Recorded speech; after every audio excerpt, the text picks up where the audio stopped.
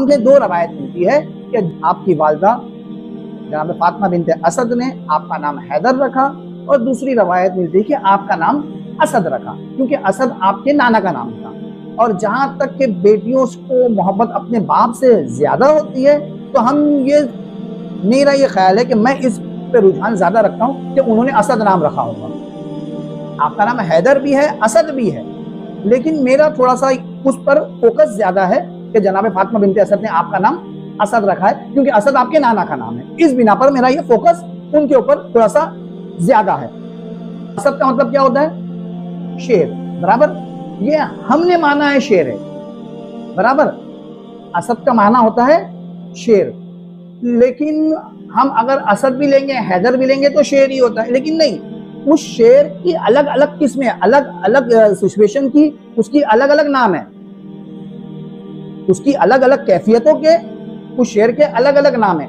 जब शेर अपनी कछार में चारों पैर सिमट के बैठे ना, तो उसे कहते हैं असद। क्या कहते हैं? असद। फिर वही असद जब अपनी गुफा में चहलकदमी करे ना, फिर उसका नाम है जेगम। क्या हो जाता है? फिर वो असद नहीं रहता, फिर वो क्या हो जाता है? जेगम हो जाता है। फिर वो जेगम अपनी गुफा में अगर चहलकदमी करे किसी एक सिमत को देखते हुए, तो उसे कहते हैं गजनफर। क्या कहते हैं? गजनफर। जब वही गजनफर किसी एक सिम को देखते हुए और मखसूस सिम को देखते हुए जब उसकी तरफ आगे बढ़े ना, तो उसे कहते हैं जरगाम। क्या कहते हैं?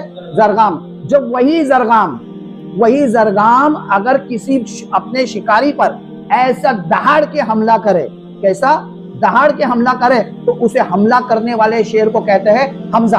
क्या कहते हैं? हमजा। फिर वही हमजा अपने शिकार को ऐसा अपनी बाहों में दबोच लेवे कि उसका सांस लेना 2 बार हो जावे, उसे कहते हैं अब्बास। जब वही अब्बास अपने शिकार को 2 हिस्सों में तकसीम कर देवे, तो उस कैफियत को कहते हैं हैदर। उस कैफियत को कहते हैं हैदर।